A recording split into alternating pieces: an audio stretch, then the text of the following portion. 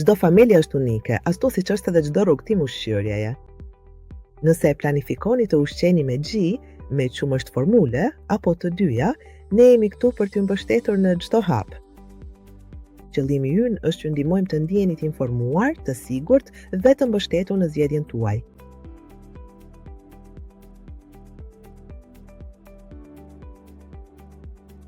Foshnja juaj mund ta dëgjojë zërin tuaj dhe ta ndjejë prekjen tuaj që tani. Lidhja me foshnjën përmes prekjes, bisedës dhe reagimin ndaj lëvizjeve të saj mbështet lidhjen e hershme dhe zhvillimin. Partnerët dhe familja mund fillojnë të lidhen me foshnjën në këtë mënyrë gjithashtu.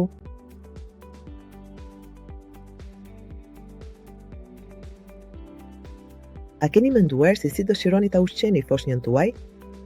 Mund të planifikoni të ushqeni me gji, të përdorni formulë ose të konsideroni një përzierje të dyjave. Çfarëdo që të vendosni, ne jemi këtu me informacion, udhëzime dhe mbështetje të vazhdueshme.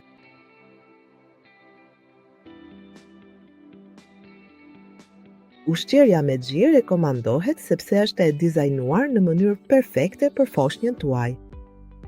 Ndihmon në mbrojtje nga infeksionet, mbështet zhvillimin e trurit dhe imunitetit dhe krijon një lidhje të fortë. Gjithënja rekomandohet si fillimi më i mirë sepse qumshti i gjirit bëhet vetëm për foshnjën tuaj dhe përshtatet me nevojat e saj.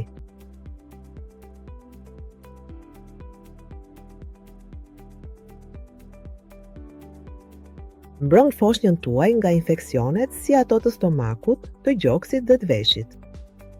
Mbështet zhvillimin e trurit foshnjës suaj dhe forcon sistemin e saj imunitar. Promovon lidhjen përmes kontaktit të ngushtë lëkurë me lëkurë dhe çlirimit të oksitocinës. Ndihmon trupin tuaj të rikuperohet pas lindjes. Zvoglon në rrezikun e kancerit të gjirit dhe të vezoreve. Nëse foshnja është e sëmurë, pështyma e saj sinjalizon trupin tuaj të provojë antitrupa shtesë në qumësht për të luftuar sëmundjen. Qumshti i gjirit është vërtet një lëng i gjallë e dinamik, i krijuar për të mbrojtur dhe ushqyer. Në ditët e para pas lindjes, trupi prodhon kulloshtërën, një qumësht i artë, plot me antitrupa dhe lëndë ushqyese.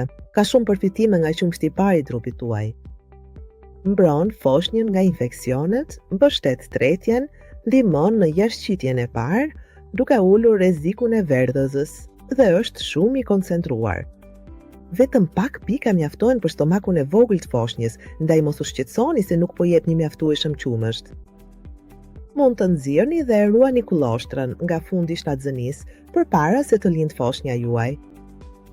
Kjo mund të jetë veçanërisht e dobishme nëse keni diabet gestacional, pasi foshnja mund të ketë nevojë për ushqim shtesë pas lindjes për të rregulluar nivelin e sheqerit në gjak, por mund të jetë e dobishme edhe për shumë arsye të tjera. Kërkojeni mamis suaj një paketë për mbledhjen e kulloshtërës dhe udhëzime.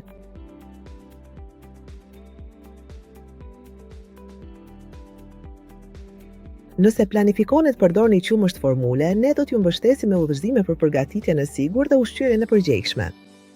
Dhe qoftë edhe pak qumësht gjiri, si kulloshtра në ushqimet e para, mund të ofrojë mbrojtje të rëndësishme, të cilën mund ta merrni parasysh. Sido që të zgjidhni ta ushqeni foshnjën tuaj, mbajeni atë afër gjatë ushqerjes. Kjo është e shkëlqyer për krijimin e lidhjes.